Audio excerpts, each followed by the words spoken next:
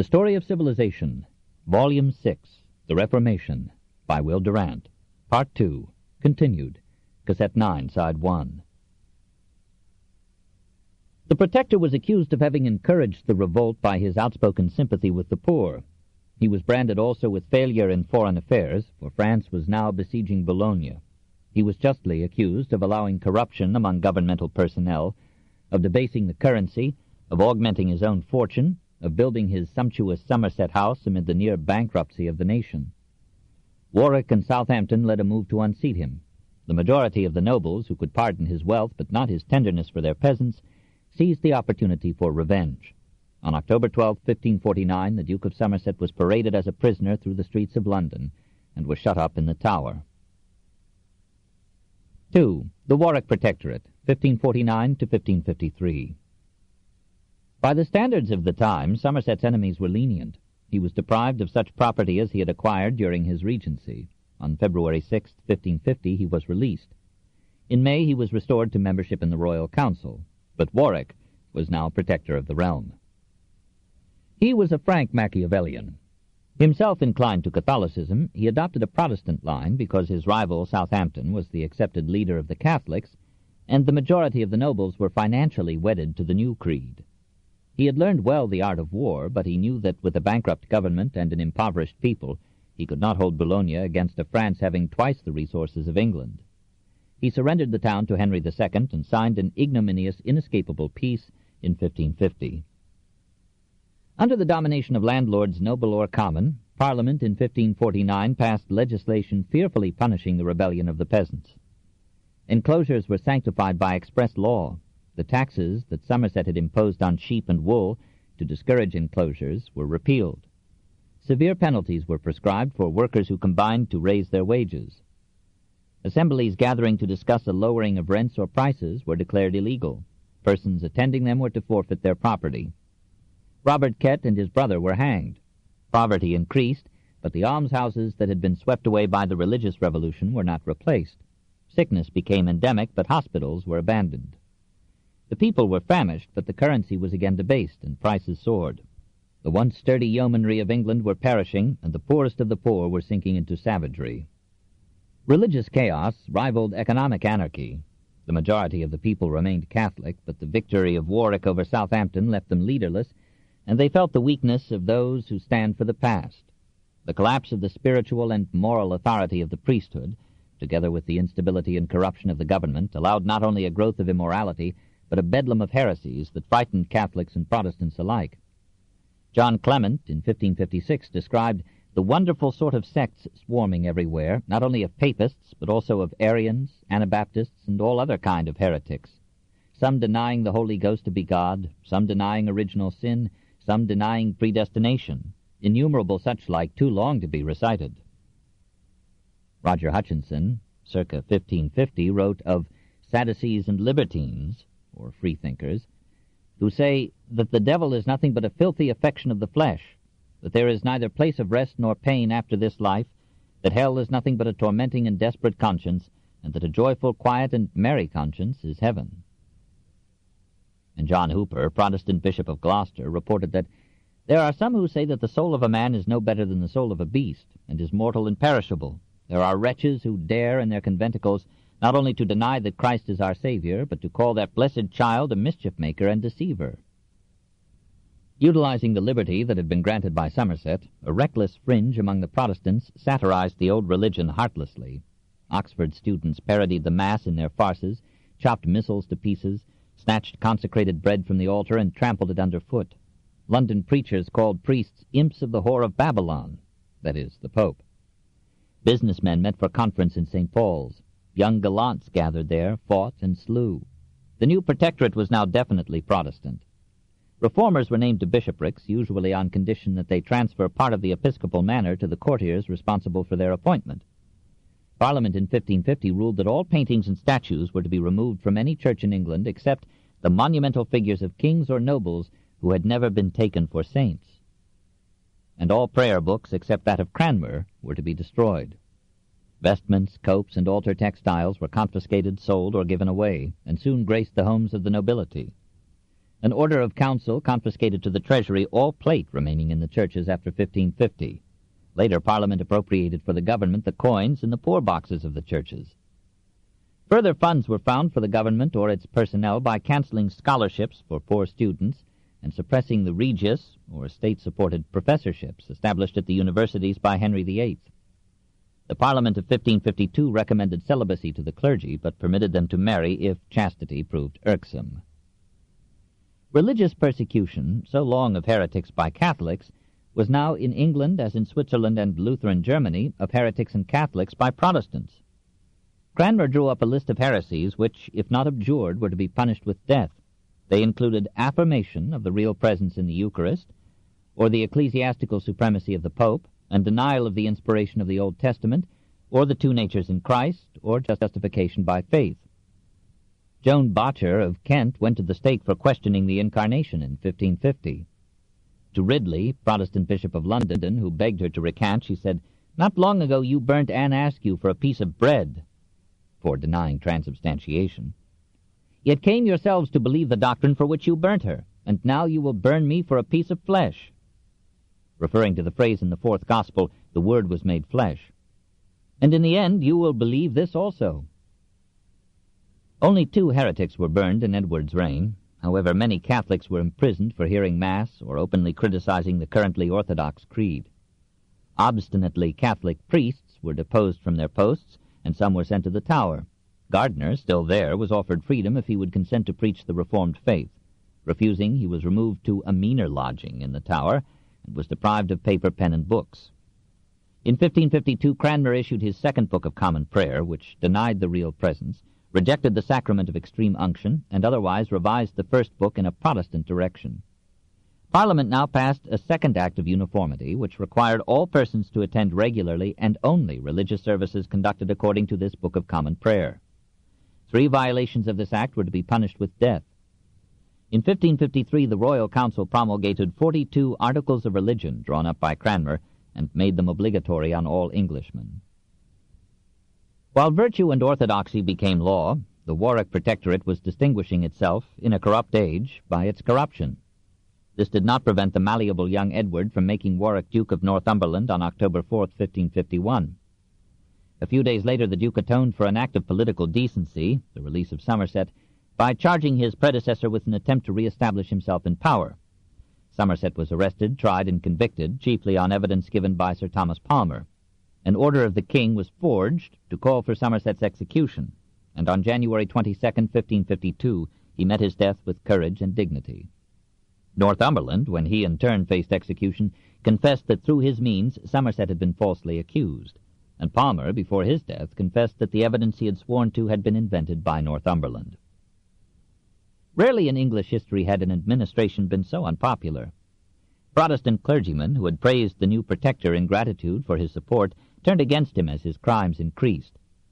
King Edward was sinking toward death. Mary Tudor, by an act of Parliament, had been named heiress to the throne if Edward remained childless, and Mary, made queen, would soon revenge herself on those who had led England from the old faith.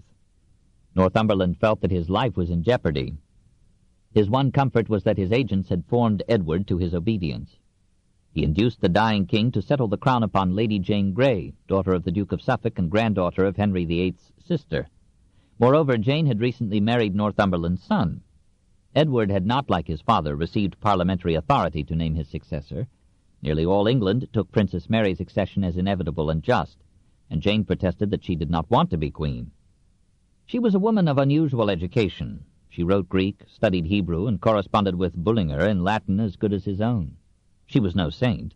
She could be sharply critical of Catholics and laughed at transubstantiation, but she was far more sinned against than sinning. At first she took her father-in-law's scheme as a jest. When her mother-in-law insisted, Jane resisted. Finally, her husband commanded her to accept the throne, and she, not choosing, she said, to be disobedient to her husband, obeyed. Northumberland now prepared to arrest Mary's leading supporters and to lodge the princess herself in the Tower, where she might be taught resignation. Early in July, the king neared his end. He coughed and spat blood, his legs swelled painfully, eruptions broke out over his body, his hair fell out, then his nails. No one could say what this strange disease was. Many suspected that Northumberland had poisoned him. At last, after long suffering, Edward died on July 6, 1553, still but 15, too young to share the guilt of his reign. The next morning Northumberland rode out toward Hunsdon to seize the princess, but Mary, warned, escaped to Catholic friends in Suffolk, and Northumberland returned to London without his prey. By promises, threats, or bribes, he persuaded the Privy Council to join him in proclaiming Jane Grey queen. She fainted. Recovering, she still protested that she was unfit for the perilous honor forced upon her. Her relatives pleaded with her, arguing that their lives depended upon her acceptance. On July 9th, she reluctantly acknowledged herself to be Queen of England. But on July 10th, news reached London that Mary had proclaimed herself queen, that the northern nobles were flocking to her support, and that their forces were marching upon the capital. Northumberland hurriedly gathered what troops he could and led them out to the issue of battle.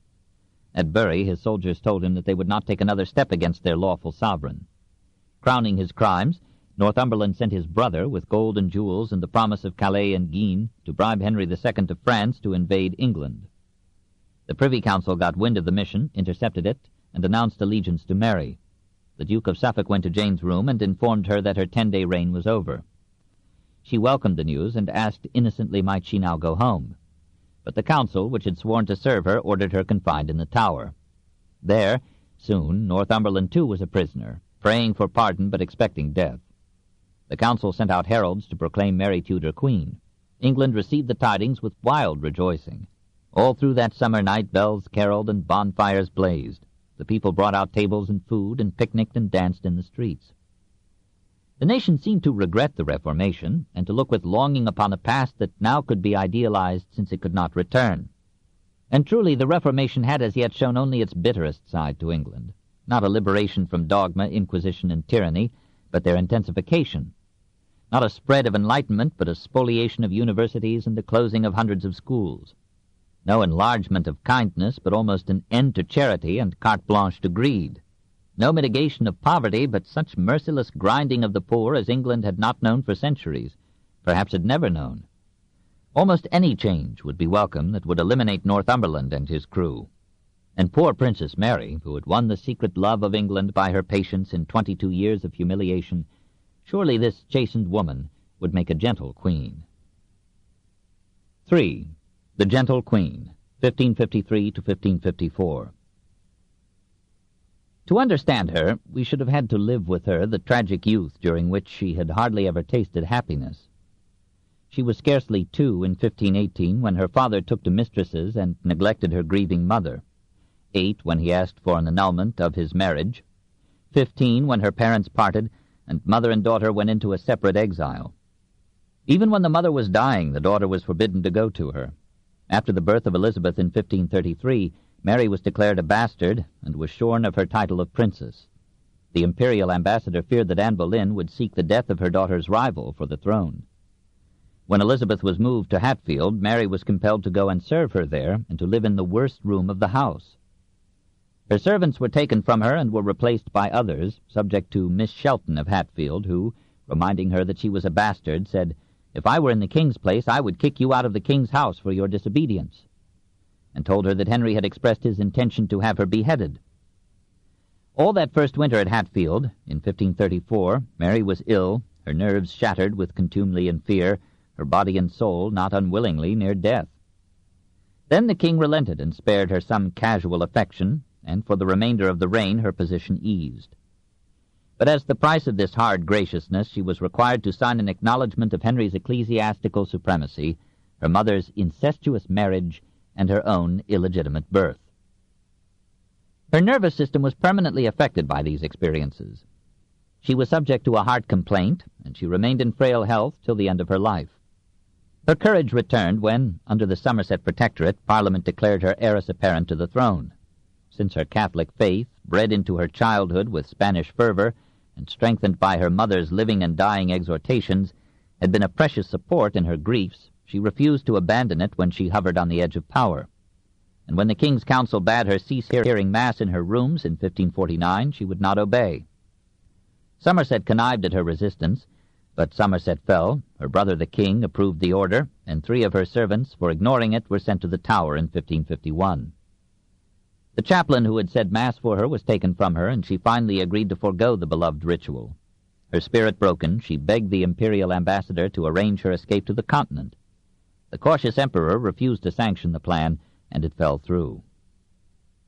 Her moment of triumph came at last when Northumberland could find no man to fight against her, and those who came in arms to uphold her cause asked no pay, but brought their own supplies and offered their personal fortunes to finance the campaign. When she entered London as queen, on August 3, 1553, even that half-Protestant city rose almost unanimously to welcome her. Princess Elizabeth came diffidently to meet her at the city gates, wondering whether Mary would hold against her the indignities suffered in Elizabeth's name. But Mary greeted her with a warm embrace and kissed all the ladies in her half-sister's train. England was as happy as when Henry VIII, young and handsome and generous, had mounted the throne. Mary was now 37, and heartless time had already crossed her face with omens of decay. She had seldom known an adult year without a serious illness. She was troubled with dropsy, indigestion, and racking headaches. She was treated with repeated bloodlettings which left her nervous and pale. Her recurrent amenorrhea plunged her at times into hysterical grief with fear that she would never bear a child. Now her body was thin and frail, her forehead was wrinkled, her reddish hair was streaked with gray, her eyes were so weak that she could read only with the page held close to her face. Her features were plain, almost masculine. Her voice was as deep as a man's. Life had given her all the frailties, none of the charms of womanhood. She had some womanly accomplishments. She knitted patiently, embroidered skillfully, and played the lute, to which she added a knowledge of Spanish, Latin, Italian, and French. She would have made a good woman had she not been cursed with theological certainty and royal power. She was honest to the point of simplicity, incapable of diplomacy, and pitifully anxious to love and be loved. She had bursts of temper and shrewish speech. She was obstinate but not proud. She recognized her mental limitations and listened humbly to advice. She was inflexible only where her faith was concerned. Otherwise, she was clement and compassionate, liberal to the unfortunate, and eager to redress the wrongs of the law. Frequently she visited incognito the homes of the poor, sat and talked with the housewives, made note of needs and grievances, and gave whatever help she could. She restored to the universities the endowments, filched from them by her predecessors. The best side of her character showed in the relative tolerance of her early reign. She not only released Gardiner, Bonner, and others who had been imprisoned for refusing to accept Protestantism, but she pardoned almost all those who had tried to keep her from the throne. Some of these, however, like the Duke of Suffolk, she compelled to pay heavy fines into the treasury. Then, the revenue being so aided, she reduced taxes substantially. Peter Martyr and other alien Protestants were allowed safe conducts to leave the country. The Queen's Council gave a hasty trial to Northumberland and 6 others who had conspired to arrest Mary and crown Jane Grey. All 7 were condemned to die. Mary wished to pardon even Northumberland, but Simon Renard, now imperial ambassador, dissuaded her. All the unforgiven 3 made a last-minute profession of the Roman Catholic faith. Jane Grey called the sentence just and the confessions cowardly. Mary proposed to release her, but yielded so far to her counselors as to order her to be kept in loose confinement within the Tower grounds. On August 13th, the Queen issued an official declaration that she would not compel or constrain consciences in the matter of religious belief. This was one of the first proclamations of religious tolerance by a modern government. Innocently hopeful of converting Protestants by argument, she arranged a public debate between opposed theologians, but it evaporated in bitter and inconclusive dispute. Shortly thereafter, Bishop Bonner's chaplain had a dagger thrown at him from a crowd that resented his Catholic preaching. He was rescued from death by 2 Protestant divines. Frightened out of her tolerance, Mary ordered on August 18, 1553, that until Parliament could meet and consider the problems raised by the conflict of faiths, no doctrinal sermons should be preached except in the universities. Cranmer, still Archbishop, was bidden keep to his Lambeth palace. He retorted with a blast against the Mass as an abominable blasphemy. He and Latimer were committed to the Tower in September 1553. Bishop Ridley of London, who had branded both Mary and Elizabeth as bastards, had gone to the Tower 2 months before. All in all, Mary's conduct in these early months of her reign excelled in lenience and tolerance that of the other major rulers of her time. The problems she faced might have overwhelmed one far superior to her in intelligence and tact. She was shocked by the confusion and corruption prevalent in the administration. She ordered the corruption to stop. It hid its head and continued. She gave a good example by reducing the expenses of the royal household, pledging a stable currency, and leaving parliamentary elections free from royal influence. The new elections were the fairest which had taken place for many years. But her reduction of taxes left government income lower than outgo. To make up the difference, she levied an export duty on cloth and an import duty on French wines. These measures, which were expected to help the poor, caused a commercial recession. She tried to arrest the growth of capitalism by limiting to one or two the looms that any individual might own. She denounced rich clothiers for paying low wages and forbade the payment of wages in kind. But she could not find in her entourage men of the force and integrity required to implement her goodwill, and economic laws overrode her aims. Even in religion she met with severe economic obstacles. There was hardly an influential family in England that did not hold property taken from the Church. Such families, of course, opposed any return to the Roman faith. The Protestants, numerically a minority, financially powerful, might at any moment provide the sinews for a revolt that would place Protestant Elizabeth on the throne. Mary was anxious to restore the right of Catholics to worship according to their own ritual. Yet the Emperor, who had been fighting Protestantism for 32 years, cautioned her to move slowly and to be content with having Mass said privately for herself and her immediate circle. But she felt her religion too deeply to be politic with it. The skeptical generation that had grown up in London marveled at the frequency and fervor of her prayers, and the Spanish ambassador probably thought it a nuisance when she asked him to kneel beside her to ask divine guidance. She felt that she had a sacred mission to restore the faith that had become so dear to her because she had suffered for it. She sent a messenger to the Pope, begging him to remove the interdict on religious services in England. But when Cardinal Pole wished to come to England as papal legate, she agreed with Charles that the time was not ripe for so bold a move. The Parliament that met on October 5, 1553, was by no means subservient. It agreed to repeal all the legislation of Edward's reign concerning religion. It reduced to their earlier proportions the severe penalties prescribed in the laws of Henry VIII and Edward VI. And it graciously informed the Queen that the illegitimation of your most noble person was now annulled, and she had ceased to be a bastard. But it refused even to consider the restoration of ecclesiastical property. It resisted any hint that papal sovereignty should be acknowledged, and it left Mary the unwilling head of the English Church. By this authority she replaced Protestant bishops with the Catholic prelates that had been expelled. Bonner was again Bishop of London, Gardiner was again Bishop of Winchester, and a close adviser of the Crown. Married priests were dismissed from their parishes. The Mass was again allowed, then encouraged, and, says a Protestant historian, the eagerness with which the country generally availed itself of the permission to restore the Catholic ritual proved beyond a doubt that, except in London and a few large towns, the popular feeling was with the Queen. By an edict of March 4, 1554, the Catholic worship was completely reinstated, Protestantism and other heresies were made illegal, and all Protestant preaching or publication was prohibited. The nation was much less disturbed by this return of the theological pendulum than by Mary's marriage plans. She was constitutionally fearful of marriage, but she faced the trial in the hope of having an heir who would prevent the accession of Protestant Elizabeth. Mary claimed to be a virgin, and probably was. Perhaps if she had sinned a bit, she would have been less somber, tense, and certain. Her council recommended to her Edward Courtenay, great-grandson of Edward IV, but his debauched ways were not to Mary's taste.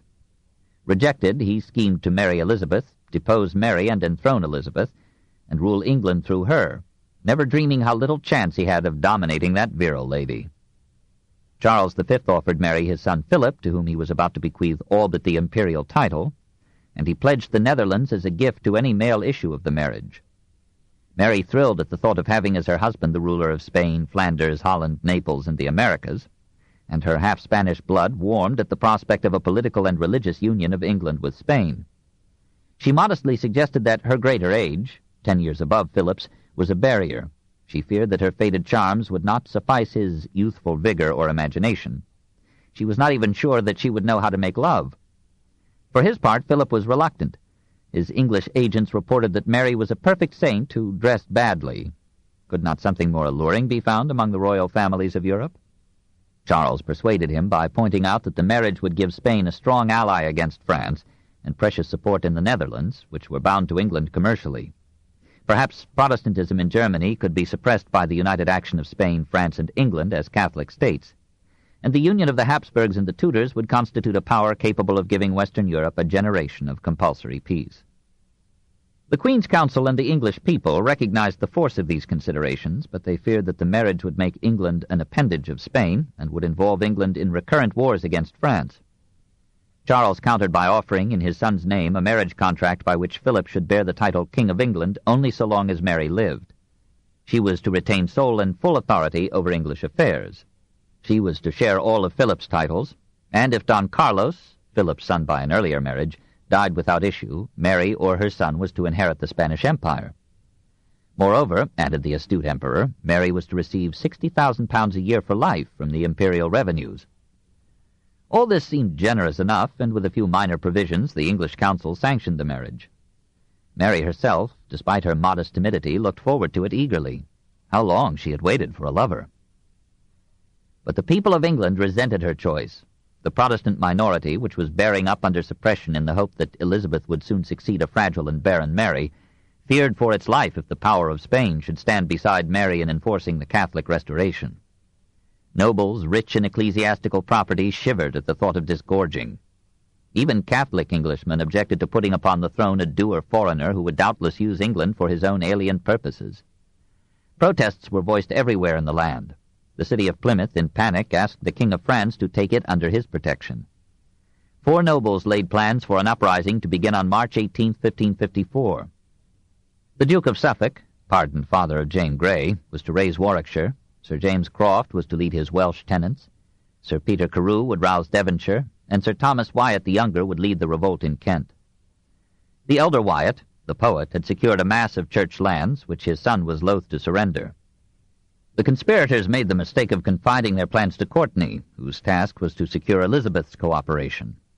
Bishop Gardiner, who had kept watch on Courtenay as a rejected and perhaps vengeful suitor for Mary's hand, had him arrested, and Courtenay, presumably under torture, betrayed the plot. The conspirators, preferring to die in battle rather than on the block, rose hurriedly to arms, and revolt flared up in 4 counties at once in February of 1554. Wyatt led an army of 7,000 men toward London and sent out an appeal to all citizens to prevent England from becoming an appanage of Spain. The Protestant part of the London populace set in motion a plan to open the gates to Wyatt. The Queen's Council hesitated to commit itself and raised not one soldier in her defense. Mary herself could not understand why the country that had so welcomed her accession should refuse her the happiness and fulfillment that she had dreamed of through so many years of misery. If now she had not taken matters into her own hands with unwonted resolution, her reign and her life would have soon ended. But she went in person to the Guildhall and faced an excited assemblage that was debating which side to take. She told it that she was quite ready to abandon the Spanish marriage if the Commons so wished, and indeed to abstain from marriage while I live. But meanwhile she would not let that issue be made a Spanish cloak for a political revolution. I cannot tell, she said, how naturally the mother loveth her child, for I was never the mother of any. But certainly if a queen may as naturally and earnestly love her subjects as the mother doth her child, then assure yourselves that I, being your lady and mistress, do as earnestly and tenderly love and favor you. Her words and spirit were warmly applauded, and the assembly pledged her its support. Agents of the government were able, almost in a day, to muster 25,000 armed men. Suffolk was arrested, Croft and Carew fled into hiding. Wyatt, so abandoned, led his small force to battle in the streets of London, and made his way almost to the Queen's palace at Whitehall. Mary's guards begged her to flee. She would not. Finally, Wyatt's men were overcome. He yielded in exhaustion of body and soul and was taken to the Tower. Mary breathed safely again, but she was nevermore the gentle queen. 4. Bloody Mary, 1554 to 1558. Her advisers had often condemned her policy of pardon. The emperor and his ambassador had censured her for allowing life, even liberty, to persons who had conspired against her and would be free to do so again. How, she was asked, could Philip trust himself in a land where his enemies were left unhindered to plot his assassination? Bishop Gardiner argued that mercy to the nation required that traitors should be put to death. The Queen, in a panic of fright, veered to the views of her counselors. She ordered the execution of Lady Jane Grey, who had never wanted to be queen, and of Jane's husband, who had so wanted to be king. Jane, still but 17, went to her death stoically, without protest or tears, on February 12, 1554. Suffolk, her father, was beheaded, and 100 lesser rebels were hanged. Some conspirators were spared for a while in the hope of eliciting useful confessions. Wyatt at first incriminated Elizabeth as privy to the plan, but on the scaffold on April 11, 1554, he exonerated her of all cognizance. Courtenay, after a year's imprisonment, was let off with banishment. Charles advised Mary to put Courtenay and Elizabeth to death as perpetual threats to her life. Mary sent for Elizabeth, kept her in the palace of St. James for a month, then for 2 months imprisoned her in the Tower. Renard urged her immediate execution, but Mary objected that Elizabeth's complicity had not been proved.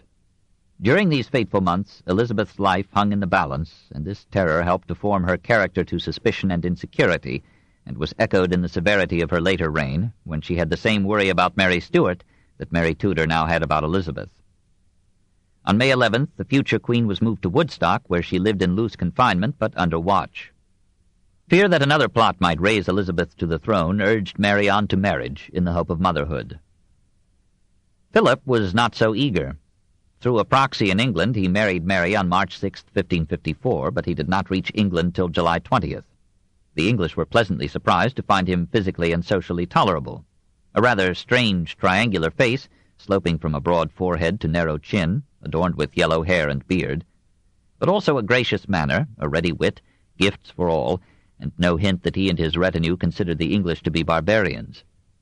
Even for Elizabeth he had a kind word, perhaps foreseeing that Mary might prove childless, that Elizabeth would someday be queen, and that this would be a lesser evil than the accession of Mary Queen of Scots, long since bound to France, to the throne of England. Mary, though so much older than Philip, looked up to him with girlish admiration. Starved for affection through so many years, she rejoiced now to have won so charming and mighty a prince, and she gave herself to him with such unquestioning devotion that her court wondered whether England was not already subject to Spain. To Charles V she wrote humbly that she was now happier than I can say, as I daily discover in the king my husband so many virtues and perfections that I constantly pray God to grant me grace to please him. Her desire to give Philip a son and England an heir was so absorbing that she soon conceived herself pregnant.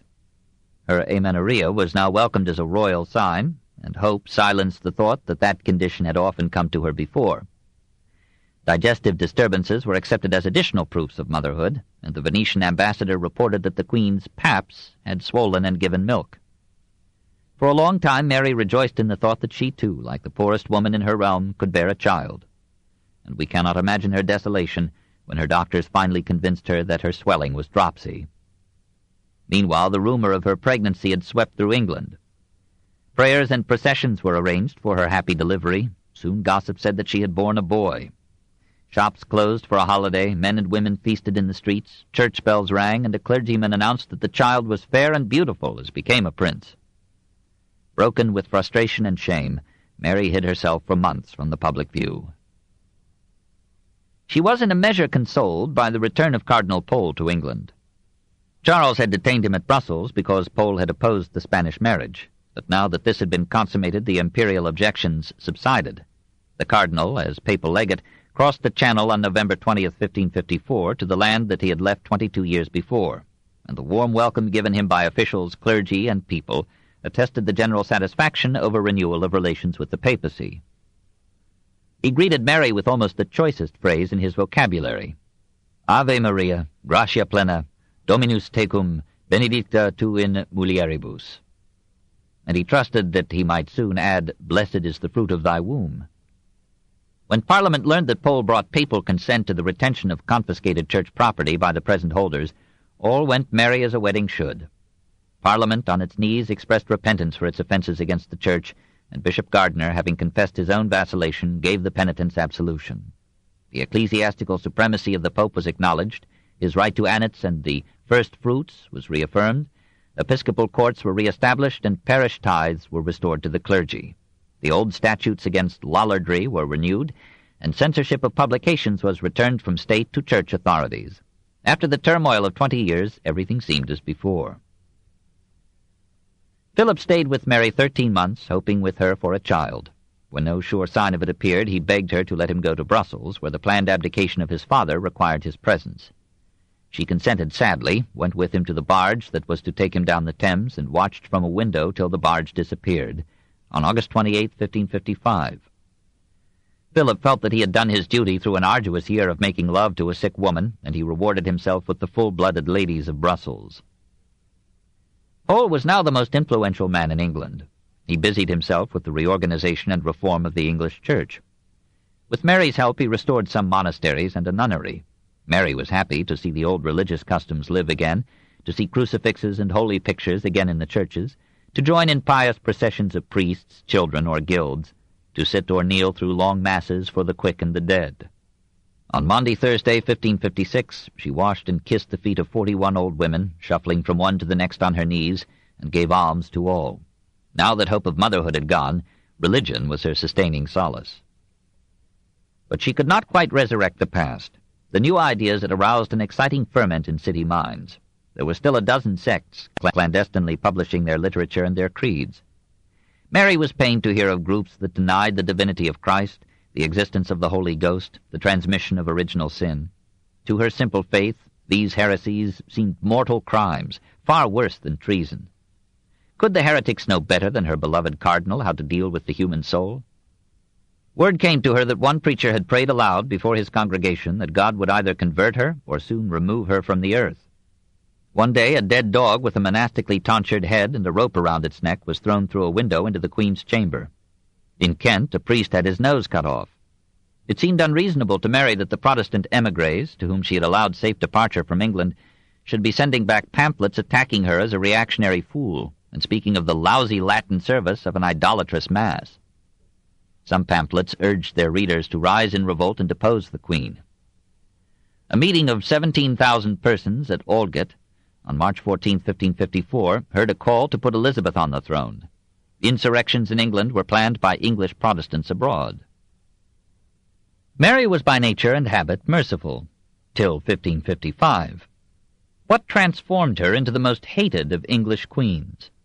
Partly the provocation of attacks that showed no respect for her person, her faith, or her feelings. Partly the fear that heresy was a cover for political revolt. Partly the sufferings and disappointments that had embittered her spirit and darkened her judgment. Partly the firm belief of her most trusted advisers, Philip, Gardiner, Pole, that religious unity was indispensable to national solidarity and survival. Philip was soon to illustrate his principles in the Netherlands. Bishop Gardiner had already, in the spring of 1554, vowed to burn the 3 Protestant bishops, Hooper, Ridley, Latimer, unless they recanted. Cardinal Pole, like Mary, was of a kindly disposition, but inflexible in dogma. He loved the Church so much that he shuddered at any questioning of her doctrines or authority. He did not take any direct or personal lead in the Marian persecution. He counseled moderation and once freed 20 persons whom Bishop Bonner had sentenced to the stake. Nevertheless, he instructed the clergy that if all peaceful methods of suasion failed, major heretics should be removed from life and cut off as rotten members from the body. Mary's own view was expressed hesitantly. Touching the punishment of heretics, we think it ought to be done without rashness, not leaving meanwhile to do justice to such as by learning would seek to deceive the simple. Her responsibility was at first merely permissive, but it was real. When in 1558 the war with France proved disastrous to her and England, she ascribed the failure to God's anger at her lenience with heresy, and thereafter she positively promoted the persecution. Gardiner opened the Reign of Terror by summoning to his episcopal court on January 22, 1555, 6 clergymen who had refused to accept the re-established creed. One recanted, 4, including John Hooper, deposed Bishop of Gloucester and Worcester, were burned between February 4th and 8th, 1555. Gardiner seems to have had a revulsion of feeling after these executions. He took no further part in the persecution. His health broke down and he died in November of this year. Bishop Bonner took charge of the slaughter. Philip, still in England, advised moderation. When Bonner condemned 6 more to the stake, the imperial ambassador, Renard, objected to this barbarous precipitancy. And Philip's confessor, a Spanish friar, preaching before the court, denounced the convictions as contrary to the mild and forgiving spirit inculcated by Christ. Bonner suspended the sentences for 5 weeks, then ordered them carried out. He thought himself lenient, and indeed was once reprimanded by the Queen's Council for insufficient zeal in prosecuting heresy. To each heretic he offered full pardon for recantation, and often added a promise of financial aid or some comfortable employment. but when such inducements failed, he passed sentence grimly. Usually a bag of gunpowder was placed between the legs of the condemned so that the flames would cause a speedy death. But in Hooper's case, the wood burned too slowly, the powder failed to explode, and the former bishop suffered agonies for almost an hour. Most of the martyrs were simple working men who had learned to read the Bible and had been encouraged in the Protestant interpretation of it during the previous reign. Perhaps the prosecutors thought it justice that the ecclesiastics who had done most to inculcate the Protestant faith should be called upon to testify to it by martyrdom. In September 1555, Cranmer, 66, Ridley, 65, and Latimer, 80, were brought from the Tower to stand trial at Oxford. Latimer had tarnished his eloquent career by approving the burning of Anabaptists and obstinate Franciscans under Henry VIII. Ridley had actively supported Jane Grey's usurpation, had called Mary a bastard, and had assisted in deposing Bonner and Gardiner from their sees. Cranmer had been the intellectual head of the English Reformation, had dissolved the marriage of Henry and Catherine, had married Henry to Anne Boleyn, had replaced the Mass with the Book of Common Prayer, had prosecuted Frith, Lambert, and other Catholics, had signed Edward's devise of the crown to Jane Grey, and had denounced the Mass as a blasphemy. All these men had now been in the Tower for 2 years, daily expecting death. Cranmer was tried at Oxford on September 7th. His examiners made every effort to elicit a recantation. He stood his ground firmly and was judged guilty, but as he was an archbishop, his sentence was reserved to the Pope, and he was returned to the Tower. On September 30th, Ridley was tried and stood his ground. On the same day, Latimer was led before the ecclesiastical court. A man now quite careless of life, dressed in an old threadbare gown, his white head covered with a cap upon a nightcap over a handkerchief, his spectacles hanging from his neck, a New Testament attached to his belt. He too denied transubstantiation. On October 1st they were condemned. On October 6th they were burned. Before the pyre they knelt and prayed together. They were bound with chains to an iron post. A bag of powder was hung around each man's neck. The faggots were lit. "Be of good cheer, Master Ridley," said Latimer. "Play the man. We shall this day light such a candle by God's grace in England as I trust shall never be put out." On December 4th, Pope Paul IV confirmed the sentence against Cranmer. For a time, the first Protestant Archbishop of Canterbury gave way to forgivable fear. No man who could write such sensitive English as the Book of Common Prayer could face these ordeals without exceptional suffering of body and mind. Moved perhaps by Pole's fervent appeal, Cranmer repeatedly renounced and abhorred and detested all manner of heresies and errors of Luther and Zwingli, and professed belief in the 7 sacraments, in transubstantiation, purgatory, and all other teachings of the Roman Church. By every precedent, such recantations should have commuted his sentence to imprisonment, but, according to Fox, Mary rejected the retractions as insincere and ordered Cranmer's execution. In St. Mary's Church, Oxford, on the morning of his death, March 21st, 1556, he read his 7th and last recantation. This book is continued at this point on the other side of this cassette. Please reverse or turn the cassette over now.